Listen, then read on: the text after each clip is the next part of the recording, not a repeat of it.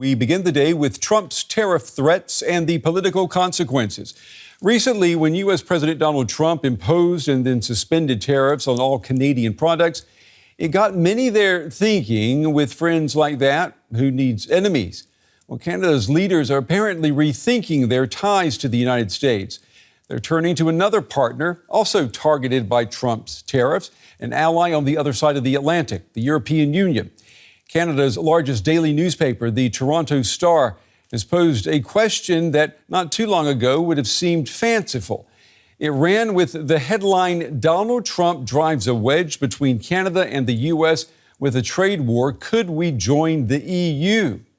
And it's not only the Toronto Star. The Economist has been pondering why Canada should join the EU. Europe needs space and resources. Canada needs people. Let's deal.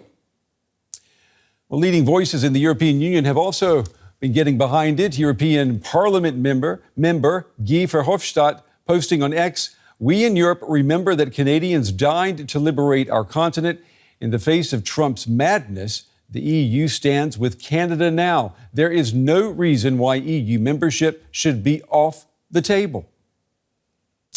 Well, now I'd like to play a clip for you where the Canadian Prime Minister, Justin Trudeau, speaks about standing up for Ukraine and the rules-based global order. But I'd like for you to pay particular attention to when he finishes making his statement and what he's asked by a reporter. Take a look.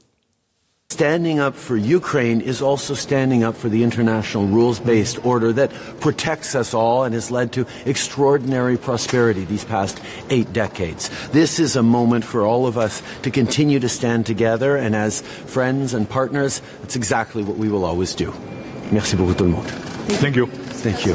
Merci. We discuss tariffs? We're going to discuss all sorts.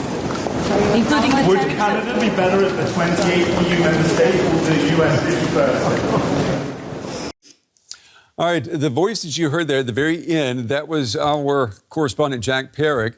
He joins me from Brussels, and Canadian political commentator Sean Mallon is also with us from Toronto. Gentlemen, welcome to you both.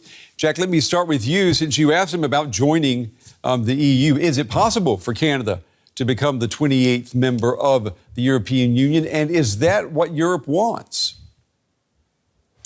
So it's not impossible, has been the response that I've had from EU officials after asking that question. It might have seemed a little bit sort of glib that I asked him whether it would be better for Canada to be the 28th EU member or the 51st state of the United States. But it really belies a pretty important discussion, which is where does Canada see itself in its place in the world related to the United States and related to the European Union. It was very clear from Trudeau's arrival here in Brussels that they feel very warmly towards the EU. Now, the officials that I've spoken to since say that basically it wouldn't be completely impossible for Canada to decide to submit an application to be an EU member state.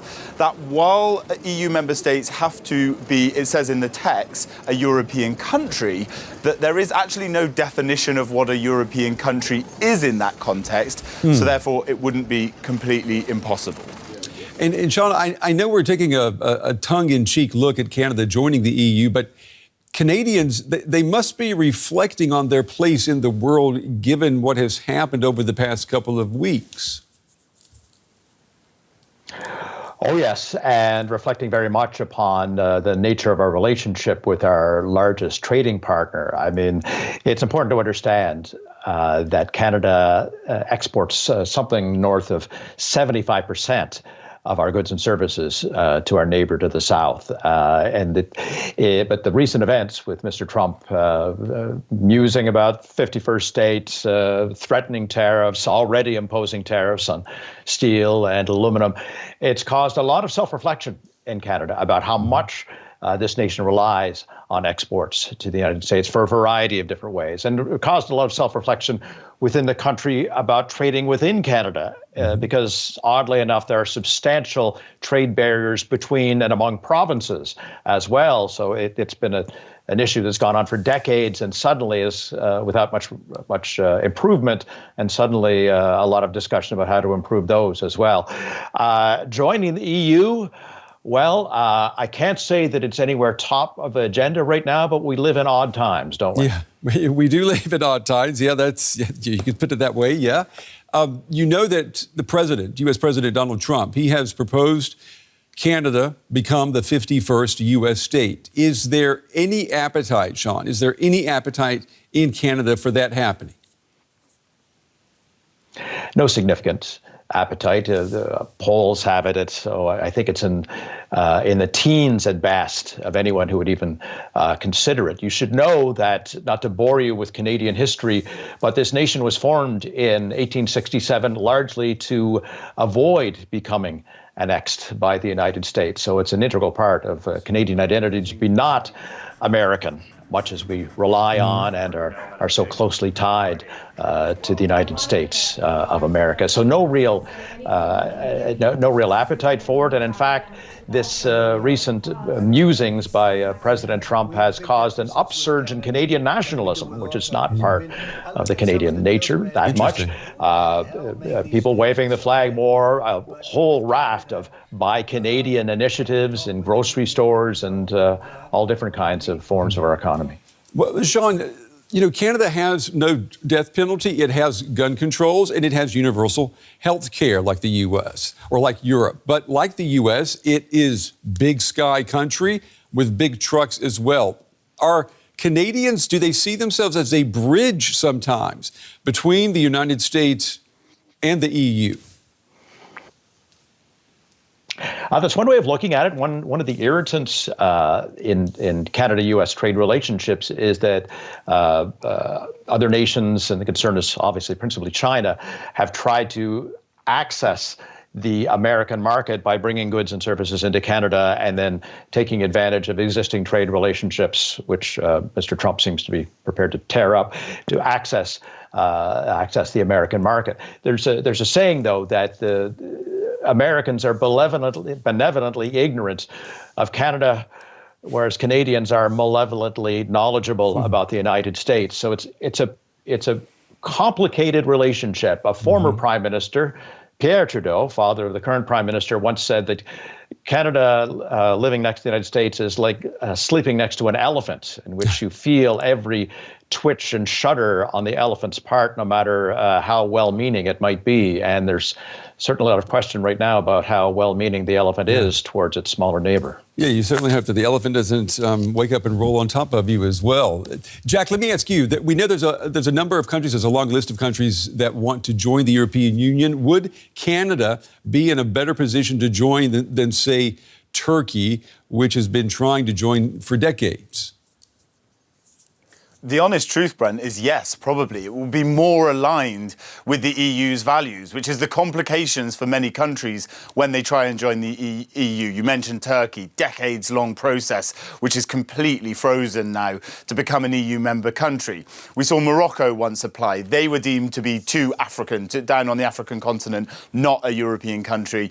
But also the politics are nowhere near aligned to the European Union's. In order to join the European Union, what a country has to do is to apply for a membership status, get candidate status, and then it has to open 35 chapters, they're called. Things like, is your justice system in line with the EU's justice system? Are your regulations on phytosanitary and food regulations in line with the European Union? Will you fit into the single market? There's 35 of them. You have to open them and then close them. And some of those chapters are opened and closed very quickly with countries that want to join the European Union because they're already basically aligned. And Canada, because it is pretty democratically aligned with how most European countries work, would actually probably get swift access. Well, practically speaking, though, in the here and now, how could Canada have closer ties with the EU without becoming a full-fledged EU member? Yeah, there's an EU-Canada free trade deal known as CETA, which has already removed like 98% odd of the tariffs that, between trade. So trade is relatively free and open between the European Union and Canada already. The political alignment and basically free movement of people so that people could move and live and work on either side, visa-free, that would be something that could be closer aligned, that would come with EU membership if that were to ever happen. And also goods and services could be quicker. But at the moment, the trade between Canada and the European Union is considered relatively good. It's in a good place. Both sides are relatively happy. And Sean, let me bring you back to the U.S. president reportedly is very serious about Canada becoming the 51st U.S. state. With that in mind, how does the Canadian government plan to proceed with its relations with the United States? Well, we're in an odd situation right now, Brent, because Mr. Trudeau is a lame duck prime minister. He's announced his resignation to take effect as soon as his Liberal Party picks a successor, which is March the 9th. And that's likely to be followed very quickly by a general election in which the opposition Conservative Party is heavily favored at this moment. So it's a very unsettled situation. It's hard to predict where Canada is going to land on this. So generally speaking, it's on an issue-by-issue basis in dealing with Mr. Trump right now. And as you know, the world can change in a moment depending on what he's posting on social media or what he's asked in a press availability. So it's hard to get a good sense of where Canada-U.S. relations are going in the longer term with Mr. Trump, partly because of the unpredictability of our political situation and the inherent unpredictability of Donald Trump. And Sean, the clock, it is ticking on this deadline for these across-the-board tariffs, 25% tariff on Canadian goods. Will Ottawa and Washington come to an agreement to avert that? That's the question of the day, and that's consuming a lot of the political discussion here right now. Again, with Donald Trump, hard to predict. Mr. Trudeau gave him at least the semblance of a win a week or so ago by re-announcing more than $1 billion Canadian worth of measures to tighten up the border. It should be said he had announced them some weeks before, but of course, working in Trump land, you want to make sure he has the feeling that he's negotiated a good deal. So they gave that to him. Mr. Trump then moved on again to turning Gaza into the Riviera and now into the aluminum and steel tariffs that he's announced this week. So it's utterly changeable. The threats of retaliatory tariffs are still there. Yeah. And they were substantial and targeted at supposedly Republican areas of the United States, like Kentucky bourbon or Florida orange juice, to try to influence Trump by local Republicans. Not much sign of any of that happening yet. But so that's a long way of saying, who knows? Yeah. But there's still very much the threat of a trade war. And let me ask you both before we wrap up here, and I'm going to start with you, Jack. Will Canada apply to join the European Union sooner rather than later?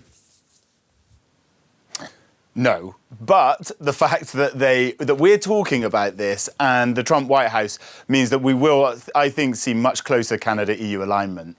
Okay, and Sean, you get the last word. Are you betting on a European future? No, it'd be nice to have an EU passport, I have to say. But no, unlikely. Certainly, Canada's pushing hard to expand its trading partners, EU principally among them as well. And yeah, it was noted today in the meeting among Mr. Trudeau and the European leaders that since CETA was signed in 2017, trade has increased by more than 60%. Now it's still a distant fraction of American trade, and still France and Belgium have not fully ratified the deal, various agricultural issues, but certainly more trades. EU membership, well, let's just see. Yeah, let's just see. We'll see if there's more business south of the border or across the Atlantic. Gentlemen, Jack Perrick, my colleague in Brussels, and Canadian political commentator Sean Mallon, to both of you gentlemen, we appreciate your time. Thank you.